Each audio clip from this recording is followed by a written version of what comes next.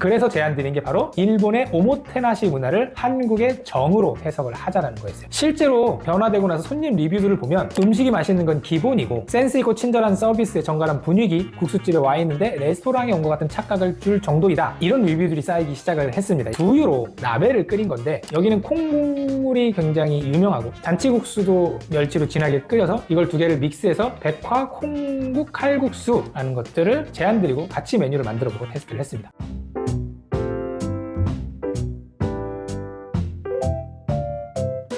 브랜딩이라고 하면 제일 많이 착각하는 게 하나 있습니다. 바로 어떤 걸 새로 만드는 일이라고 생각을 하는 거예요. 근데 실제로는 다릅니다. 원래 있던 가게를 손님이 전혀 다르게 읽히게 만드는 일에 더 가깝습니다. 오늘 보여드릴 곳은 수원의 국수집입니다. 점심엔 웨이팅이 생기고 바글바글한데 저녁엔 팔이 날리던 곳이었어요. 거창하게 전부 다 바꾼 게 아닙니다. 그런데 손님이 이 가게를 느끼는 방식이 꽤 크게 달라졌어요. 오늘 그 비포와 애프터를 브랜딩 관점에서 직접 보여드리도록 하겠습니다.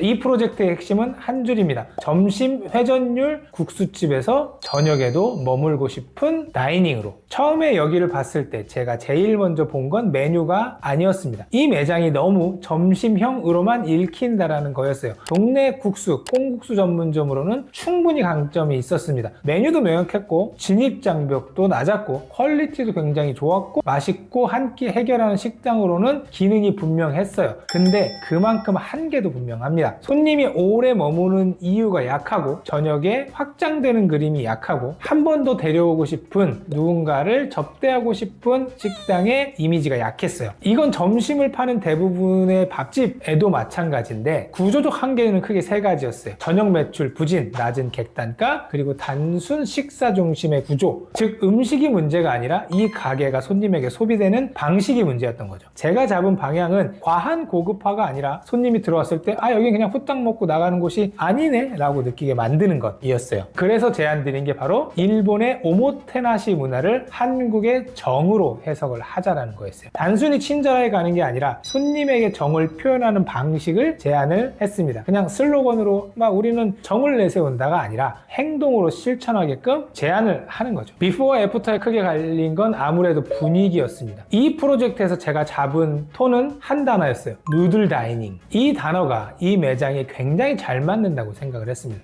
왜냐면 이 국수집은 갑자기 막 화려해져야 되는 매장은 아니거든요. 이미 국수와 콩국수로 단골들을 충분히 확보하고 있었고 이게 과한 고급이나 과한 연출, 과한 트렌드보다 편안한데 정리되어 있고 정갈한데 차갑지 않고 절제되어 있는데 심심하지 않은 분위기가 필요했습니다. 사람이 몰려들지만 도떼기 시장 같은 느낌을 들지 않게 하고 싶었어요. 실제로 변화되고 나서 손님 리뷰들을 보면 음식이 맛있는 건 기본이고 센스 있고 친절한 서비스에 정갈한 분위기, 국수집에 와 있는데 레스토랑에 온 것 같은 착각을 줄 정도이다, 이런 리뷰들이 쌓이기 시작을 했습니다. 이건 굉장히 중요한 변화입니다.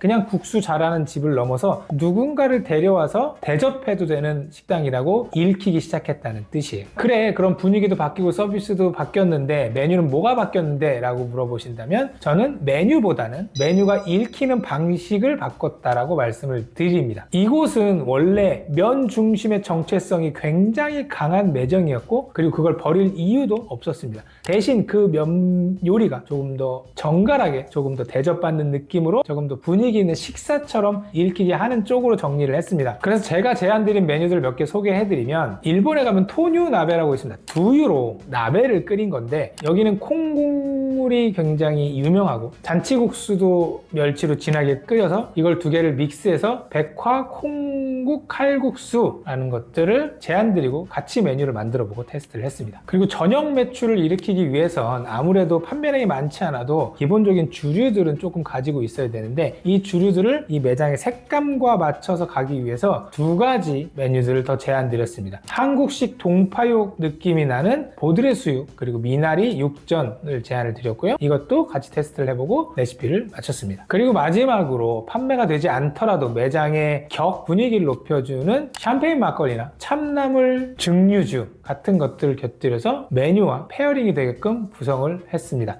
이 밖에 누들 다이닝 컨셉에 맞춰서 여러 메뉴들을 제안을 드렸고 테스트를 해봤습니다. 제가 제안드린 메뉴를 100% 다 수용하시지는 않으셨지만 리뉴얼된 고기 칼국수, 그리고 리뉴얼된 비빔국수, 가브리수육, 기존 시그니처 콩국수만큼이나 많이 팔리고 있습니다. 메뉴를 새로 발명한 게 아니라 원래 가지고 있던 메뉴들을 업그레이드한 방식이라고 이해하시면 좋을 것 같아요. 자, 그래서 결론, 저녁에 손님이 생겼는가? 답변부터 드리자면 생겼습니다. 이 국수집이 저녁에 손님이 생긴 이유는 갑자기 엄청 새로운 메뉴들이 막 들어와서가 아니에요. 손님이 이 가게를 바라보고 대하는 방식이 달라졌기 때문입니다. 예전에는 그냥 국수 먹는 곳으로 끝났으면 지금 분위기 좋은, 괜찮은, 깔끔해서 손님이나 부모님 모셔가기 좋은 곳으로 읽히기 시작을 한 거죠. 이 변화가 왜 중요하냐면 이 브랜딩이라는 건 멋있는 문장을 만들고 디자인을 예쁘게 만들고 매장을 고급스럽게 만든다고 되는 게 아니에요. 결국 손님이 입에서 어떤 말이 나오느냐가 중요하고 그것으로 증명이 되기 때문이죠. 이 영상을 보시는 사장님들 중 이런 생각 하실 수 있어요. 우리는 저렇게 가게를 바꿀 여력도 없는데, 우리는 국수집도 아닌데, 우리는 매장이 저렇게 크지도 않아요. 그런데 이 사례의 핵심은 국수가 아니에요. 비용도 아니고요.